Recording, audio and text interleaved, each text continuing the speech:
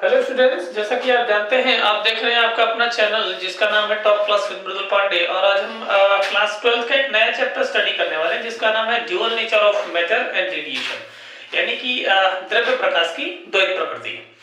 देखिए, जैसा कि आप सभी जानते हैं कि जो प्रकाश होता है, ठीक है, जो लाइट होता है, ये अगर इसका क्वालिटी का बात करें, इसका नेचर का बात करें, तो आप लोगों ने पढ़ा होगा कि ये एक सीधी रेखा में चलता है कि light is also travel in a straight line, but it also travel in a form of electromagnetic wave. मतलब प्रकाश एक विद्युत चुंबकीय तरंग के रूप में भी चलता है। तो ये दोनों जो बातें थी कि प्रकाश जो होगा एक सीधी तरीके से चलेगा, और कभी कभी जो प्रकाश होगा एक पार्टिकल नेचर भी शो करेगा। पार्टिकल नेचर का मतलब एक कणीय प्रकृति भी दर्शाएगा, ठीक है, जिसके बारे में हम इस चैप्टर में आगे स्टडी करने वाले हैं। तो चलिए आइए देखते हैं। जैसे हम बात करते हैं कि जो नेचर है, उस नेचर में हमें दो तरह की चीजें देखने को मिलती हैं। एक होता है मैटर और दूसरा होता है रेडिएशन, ठीक है। नॉर्मली मैटर क्या होता है? Anything they have mass and they occupy the space, that calls matter. यानी कि कोई भी चीज अगर वो स्थान घेरती है और उसमें भार होता है तो मटेरियल है। तो मैटर बनता कैसे है? मैटर क्या होता है? ये छोटे छोटे पार्टिकल से मिलकर बना होता है। यानी कि जो मटेरियल होता है वो नॉर्मली छोटे छोटे पार्टिकल से मिलकर बना होता है, जिसको आप मैटर कहते हैं। लेकिन वेव क्या होता है? वेव एक प्रकार की फॉर्म ऑफ एनर्जी होती है।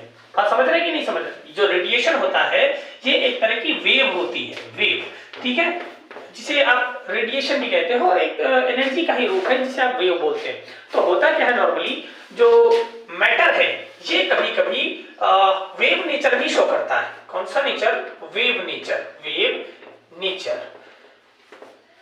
अब आप समझेंगे ये कैसे होता है। यानी कि अगर मटेरियल वेव नेचर को शो कर रहा है तो आप ये बात हवा में तो बोल नहीं सकते। इसके लिए आपको कुछ एक्सपेरिमेंटल डेटा पे जाना पड़ेगा, जिसके बारे में हम इस पूरे के पूरे चैप्टर में स्टडी करने वाले हैं। और दूसरी बात, रेडिएशन। रेडिएशन जो होता है ये एक तरह का वेव फॉर्म तो होता है, एक तरह का एनर्जी तो होता ही है, लेकिन कभी कभी होता क्या है, ये एनर्जी फॉर्म के साथ साथ पार्टिकल नेचर भी शो करता है, पार्टिकल नेचर।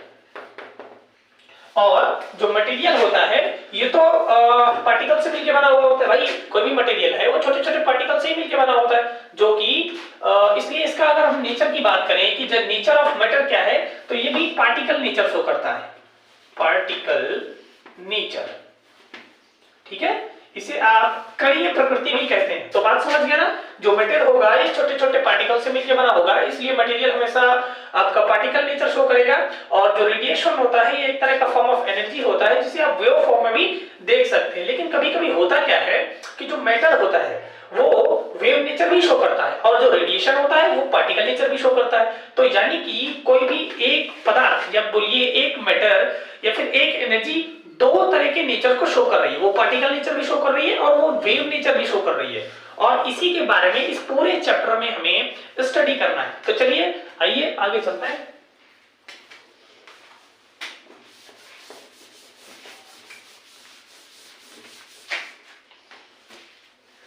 देखिए, सबसे पहले हम इसमें पढ़ेंगे फ्री इलेक्ट्रॉन।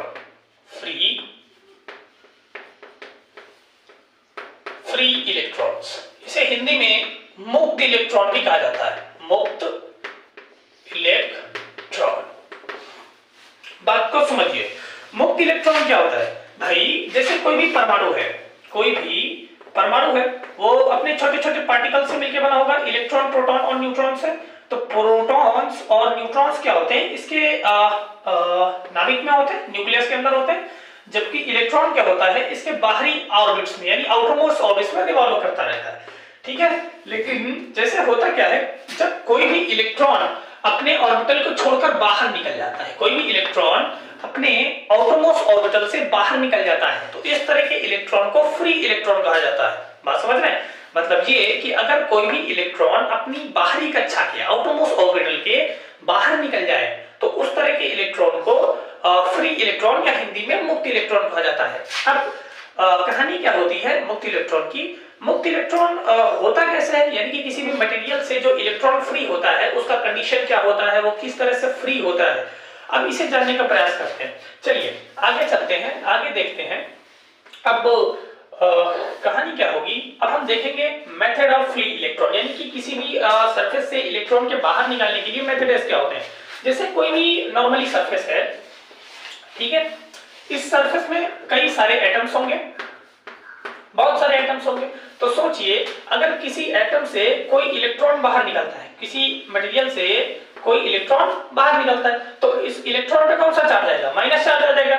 और अब बात को समझिए, जिस एटम से इलेक्ट्रॉन बाहर आया है उस एटम पे तो पॉजिटिव चार्ज आएगा, यानी कि इलेक्ट्रॉन अगर किसी भी एटम से बाहर निकलता है तो उस पे होता है नेगेटिव चार्ज, लेकिन उस एटम पे होता है पॉजिटिव चार्ज, जिसकी वजह से नेट चार्ज क्या हो जाएगा, जीरो हो जाएगा, जिस वजह से ये इलेक्ट्रॉन बाहर, मतलब इस एटम से तो बाहर निकलेगा लेकिन इस सरफेस से बाहर नहीं निकल पाएगा। तो हमें करना क्या होगा, किसी भी इलेक्ट्रॉन को उसके सरफेस से, उसकी मटेरियल की सरफेस से बाहर निकालने के लिए हमें इसे बहुत ज्यादा वेलोसिटी के साथ मूव करवाना पड़ेगा। मतलब किसी भी इलेक्ट्रॉन को अगर हम चाहते हैं कि वो उसकी सरफेस से बाहर निकल जाए तो उसके पास एक ठीक ठाक क्वांटिटी में वेलोसिटी होनी चाहिए, एक स्पीड होनी चाहिए, जिसकी वजह से ही वो अपनी सरफेस से बाहर निकल सकता है, अदरवाइज वो अपनी सरफेस से बाहर नहीं निकलेगा। तो चलिए देखते हैं इसका आगे का प्रोसेस क्या होता है। देखिए जैसे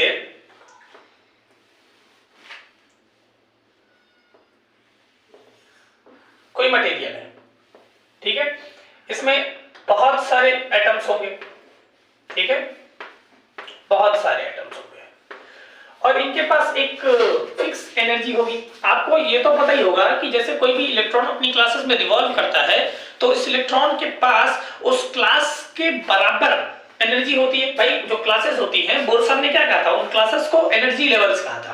भाई एटम की जो कक्षाएं होती हैं जिन्हें आप ऑर्बिटल्स कहते हो, बोर ने उन्हें एनर्जी लेवल्स कहा था, ऊर्जा स्तर जिन्हें कहते हो। और किसी भी इलेक्ट्रॉन को किसी भी एनर्जी लेवल में रिवॉल्व करने के लिए उस एनर्जी लेवल के बराबर एनर्जी कंटेन करनी होती है, इसीलिए वो इलेक्ट्रॉन अपने एनर्जी लेवल में रिवॉल्व कर सकता है, अदरवाइज वो अपने एनर्जी लेवल में रिवॉल्व नहीं करेगा। या तो वो अपने हाई ऑर्बिटल से लोअर ऑर्बिटल में आ जाएगा, या फिर वो अगर मान लीजिए एनर्जी उसके पास ज्यादा होती है तो वो अपने ऑर्बिटल से बाहर निकल जाएगा, ठीक है, जिस वजह से इलेक्ट्रॉन अपने एटम से बाहर निकलेगा। तो बात को समझिए, एक पॉइंट होता है वर्क फंक्शन, वर्क फंक्शन,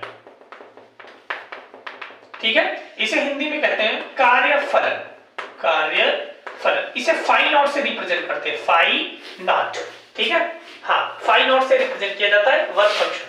बात को समझिए, अगर आप क्या करते हैं, किसी भी सरफेस को बाहर से एनर्जी देते हैं, एक्सटर्नली एनर्जी देते हैं।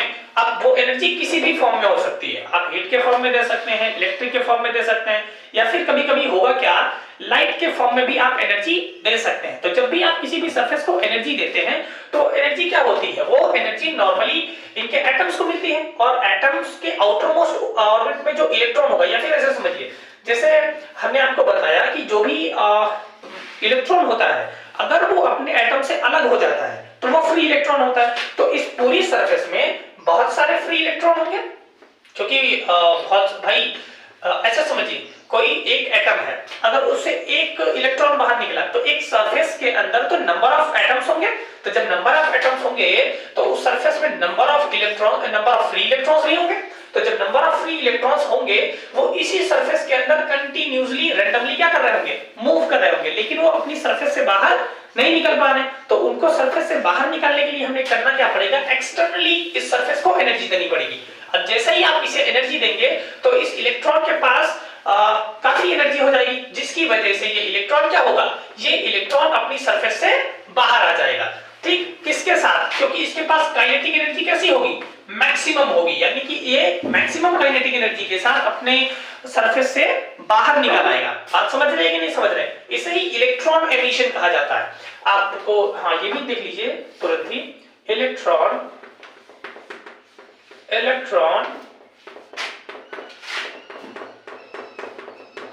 एमिशन, ठीक है, इलेक्ट्रॉन उत्सर्जन, हिंदी में इसे इलेक्ट्रॉन उत्सर्जन कहा जाता है, इलेक्ट्रॉन एमिशन। इलेक्ट्रॉन एमिशन क्या होता है कि जब भी कोई भी इलेक्ट्रॉन अपनी सरफेस से बाहर चला जाता है, ठीक है, तो उसे क्या कहते हैं, इलेक्ट्रॉन एमिशन। या फिर आप ऐसे ही बोल सकते हैं, a process in which any electron is leave his metallic surface, then the phenomena is called electron emission. मतलब कि अगर कोई भी इलेक्ट्रॉन अपनी सतह से बाहर निकल जाता है, ठीक है, तो इस फिनोमेना को क्या कहा जाता है? Electron emission. वर्क फंक्शन क्या होता है भाई? देखिए, हर चीज को करने के लिए एक मिनिमम एनर्जी की रिक्वायरमेंट होती है। वर्क फंक्शन क्या होता है? वर्क फंक्शन पर्टिकुलर किसी मटेरियल का होता है, और ध्यान रखिए कि हर मटेरियल का वर्क फंक्शन अलग अलग होता है। मतलब ये कि जैसे कॉपर है तो कॉपर का वर्क फंक्शन कुछ अलग होगा, एल्यूमिनियम है तो एल्यूमिनियम का वर्क फंक्शन कुछ अलग होगा, यानी कि हर मेटल के लिए वर्क फंक्शन अलग होता है। लेकिन हाँ, ध्यान रहे किसी एक मेटल के लिए, जैसे मैंने ये शीट कॉपर की ले ली, मैंने ये शीट कॉपर की ले ली, तो कॉपर की शीट ली है तो कॉपर के लिए इसका वर्क फंक्शन सेम होगा।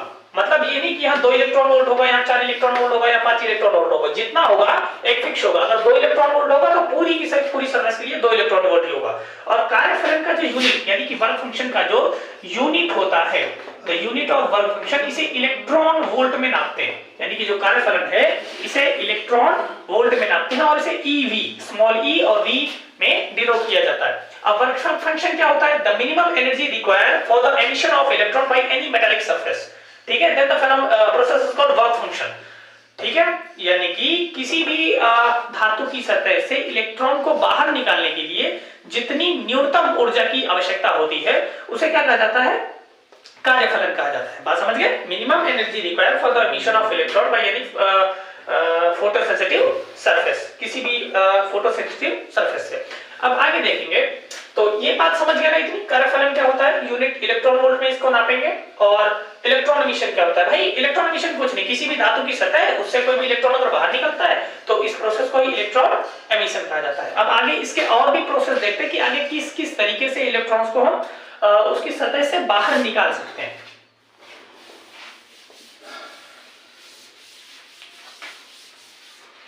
देखिए, सबसे पहला होता है थर्मियोनिक एमिशन।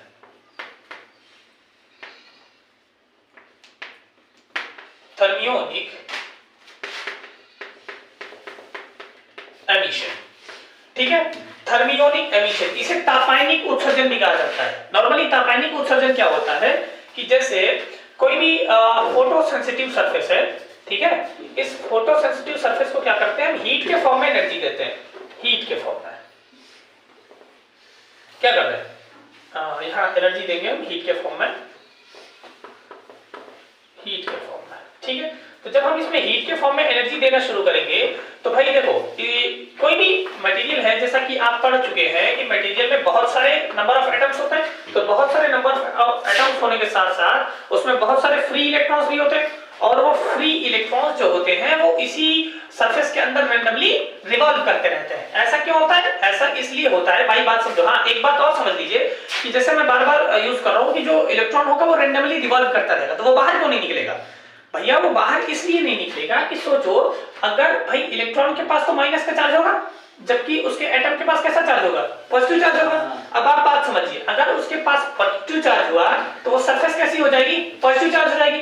अगर ये इलेक्ट्रॉन अपनी सरफेस से बाहर भी निकलेगा तो भाई इलेक्ट्रॉन है नेगेटिवली चार्ज, और जो सरफेस है वो कैसी है? पॉजिटिवली चार्ज है, जिसकी वजह से ये सरफेस क्या करेगी? इस इलेक्ट्रॉन को दोबारा से अपने अंदर घसीट लेगी, ठीक है, जिसकी वजह से ये इलेक्ट्रॉन अपनी सरफेस से बाहर नहीं जा पाएगा। इसलिए हमें सरफेस से बाहर करने के लिए एक इलेक्ट्रॉन के पास एक मिनिमम काइनेटिक एनर्जी का होना जरूरी है, जिसलिए हम क्या करते हैं? इसे एक्सटर्नली एनर्जी देते हैं, ठीक है। तो मान लीजिए कोई फोटोसेंसिटिव सरफेस है और हम क्या कर रहे हैं? इसे हीट के फॉर्म में एक्सटर्नली एनर्जी दे रहे हैं। तो जब भी हम इसे हीट के फॉर्म में एनर्जी देंगे तो इसमें जो इलेक्ट्रॉन्स होंगे, जो भी इलेक्ट्रॉन्स, फ्री इलेक्ट्रॉन्स होंगे, उनको एनर्जी मिलेगी, जिसकी वजह से ये इलेक्ट्रॉन अपनी सरफेस को पार करके बाहर आ जाएंगे एक मैक्सिमम काइनेटिक एनर्जी के साथ, या फिर बोलिए मिनिमम काइनेटिक एनर्जी के साथ बाहर आ जाएंगे, ठीक है। तो इस तरह के एमिशन को क्या कहेंगे? थर्मियोनिक एमिशन कहेंगे। यानी कि थर्मियोनिक एमिशन क्या होगा? कोई भी ऐसा एमिशन जिसमें आप क्या करेंगे? हीट के फॉर्म में एनर्जी देके किसी भी इलेक्ट्रॉन को उसकी सरफेस से बाहर निकाल सकते हैं, तो उसे आप कहते हैं thermionic emission. A phenomena in which any electron, या फिर बोलो, ऐसे बोलो कि the phenomena of electron emission by the heat.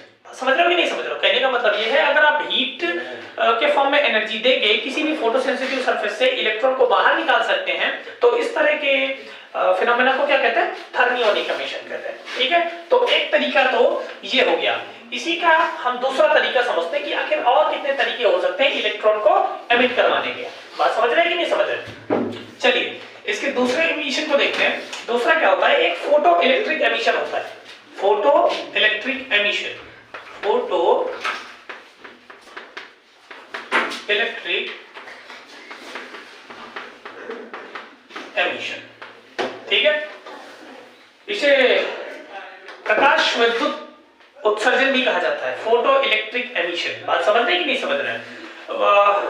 Photo electric emission क्या होता है? फोटो इलेक्ट्रिक एमिशन में जैसा कि आप फिनोमेना समझ चुके हैं कि किसी भी इलेक्ट्रॉन को बाहर निकालने के लिए आपको सिर्फ और सिर्फ एक्सटर्नली एनर्जी देनी है ताकि उस इलेक्ट्रॉन के पास कुछ काइनेटिक एनर्जी आ जाए। तो कुछ नहीं करना है, किसी भी कोई भी फोटो सेंसिटिव प्लेट है जैसे, तो उस फोटो सेंसिटिव प्लेट पे क्या होंगे, बहुत सारे एटम्स भी होंगे और उस बहुत सारे एटम्स में क्या होगा, बहुत सारे फ्री इलेक्ट्रॉन्स भी होंगे। तो जब उस सरफेस पे इतने सारे फ्री इलेक्ट्रॉन्स होंगे तो हमें क्या करना है, सिर्फ कुछ लाइट एनर्जी देनी है। क्या देनी है? लाइट एनर्जी, यानी कि जो एनर्जी देनी है वो लाइट के फॉर्म में देनी है। तो जब भी आप लाइट के फॉर्म में कोई एनर्जी किसी भी फोटोसेंसिटिव सरफेस पे डालते हैं तो उसमें जो फ्री इलेक्ट्रॉन्स होते हैं वो फ्री इलेक्ट्रॉन्स क्या होते हैं, अपनी सरफेस से बाहर आ जाते हैं। और इस तरह के फिनोमेना हम क्या कहेंगे, फोटो इलेक्ट्रिक एमिशन। तो आप समझ गए ना फोटो इलेक्ट्रिक एमिशन क्या होगा, यानी कि अगर आप किसी भी फोटो सेंसिटिव सरफेस पे लाइट के फॉर्म में एनर्जी देते हैं और लाइट के फॉर्म में एनर्जी देने से किसी भी सरफेस से इलेक्ट्रॉन क्या होता है, बाहर आ जाता है, तो इस तरह के एमिशन को फोटो इलेक्ट्रिक एमिशन कहा जाता है। चलिए, तो आप समझ गए होंगे फोटो इलेक्ट्रिक एमिशन और थर्मोनिक एमिशन। आगे के और जो थोड़े सिस्टम्स हैं इसको इलेक्ट्रॉन को एमिट करवाने के लिए, उनके बारे में देखते हैं। तो देखिए, जो अगला टाइप है वो है फील्ड एमिशन। कौन सा? Field emission.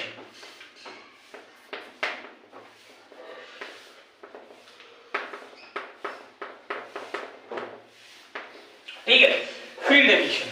ठीक है, इसे कोल्ड कैथोड एमिशन भी कभी-कभी कहा जाता है। तो है ना, अगर क्वेश्चन आ जाता है तो कृपया कंफ्यूज मत होइएगा कि कोल्ड कैथोड एमिशन आ जाए या फिर फील्ड एमिशन आ जाए, बात एक ही है। फील्ड एमिशन क्या होता है, जैसे मान लीजिए हम क्या करते हैं, किसी भी फोटोसेंसिटिव प्लेट को अगर हम वोल्टेज देते हैं या फिर बोलिए किसी भी बैटरी से कनेक्ट कर देते हैं, पॉजिटिव या नेगेटिव। अब देखिए, जैसे हमने यहाँ पे एक वी पोटेंशियल की बैटरी लगाई, तो वी पोटेंशियल की बैटरी लगाने से भाई इसमें तो बहुत सारे इलेक्ट्रॉन होंगे। ठीक है, होंगे कि नहीं होंगे? मान लीजिए कोई भी सरफेस है, मैं एक ही बना रहा हूं, वैसे होंगे बहुत सारे। ठीक है, नंबर ऑफ इलेक्ट्रॉन्स होंगे इस सरफेस के अंदर। तो जैसे ही आप किसी भी फोटोसेंसिटिव सरफेस को क्या करते थे हो, आप इलेक्ट्रिक करंट फ्लो करवाते हो उसमें। ठीक है, तो इलेक्ट्रिक फील्ड लगाने से होता क्या है, नॉर्मली इसमें एक इलेक्ट्रिक फील्ड जनरेट हो जाएगा और इलेक्ट्रिक फील्ड का डायरेक्शन क्या होता है, पॉजिटिव टू नेगेटिव। यानी कि जो इलेक्ट्रिक फील्ड का डायरेक्शन होगा वो होगा पॉजिटिव से नेगेटिव की तरफ। तो इसका डायरेक्शन क्या आएगा, ये आएगा। ठीक है, इस डायरेक्शन में होगा। लेकिन आपने पढ़ा होगा कि जो इलेक्ट्रॉन होता है बेटा नेगेटिवली चार्ज। तो नेगेटिवली चार्ज होने की वजह से इलेक्ट्रॉन का डायरेक्शन हमेशा इलेक्ट्रिक फील्ड के अपोजिट डायरेक्शन में होता है। यानी कि इलेक्ट्रॉन हमेशा इलेक्ट्रिक फील्ड की अपोजिट डायरेक्शन में मूव करता है। तो अगर electron positive to negative move करेगा तो इलेक्ट्रॉन का मूवमेंट होगा नेगेटिव टू पॉजिटिव, क्योंकि भाई इलेक्ट्रॉन के ऊपर नेगेटिवली चार्ज भी होता है। तो नेगेटिव पोल से इसे क्या मिलेगा, रिपल्सन फोर्स मिलेगा, जिस वजह से ये क्या होगा, ये इलेक्ट्रिक फील्ड की अपोजिट डायरेक्शन में मूव करेगा।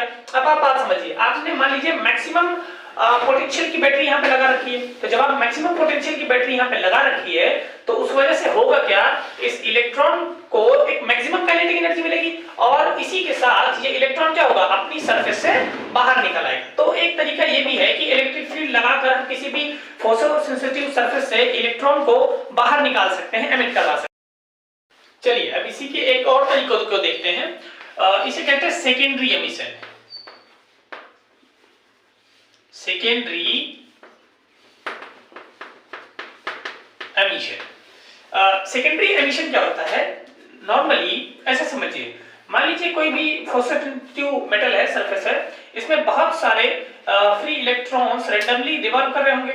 ठीक है, तो हम करते क्या है कि जब भी किसी एक्सटर्नली इलेक्ट्रॉन को इसके ऊपर कोलाइड करवाते हैं, मतलब किसी भी इलेक्ट्रॉन की इस सरफेस पे हम बॉम्बिंग करवाते हैं, तो जब हम इस सरफेस पे कोई दूसरे इलेक्ट्रॉन की बॉम्बिंग करवाएंगे तो इसकी सरफेस में जो इलेक्ट्रॉन होगा उसे काइनेटिक एनर्जी मिलेगी। भाई देखिए मैं आपको बताना चाहूंगा मैटर का एक नेचर होता है, ठीक है। पार्टिकल नेचर क्या होता है कि जब भी कोई पार्टिकल किसी दूसरे पार्टिकल से टकराता है तो वो अपनी सारी एनर्जी उस पार्टिकल को देता है। बात समझ रहे हैं कि नहीं समझ रहे? मतलब जैसे ये चौक है, ठीक है, और इस चौक को मैं दीवार पे फेंक के मारता हूं, तो दीवार पे फेंक के मारूंगा तो क्या होगा, ये वहीं पर रुक जाएगी, नीचे गिर जाएगी। ऐसा क्यों हुआ? ऐसा इसलिए हुआ क्योंकि भाई ये एक तरह के पार्टिकल से मिलकर बनी है, इसलिए पार्टिकल नेचर शो करेगी।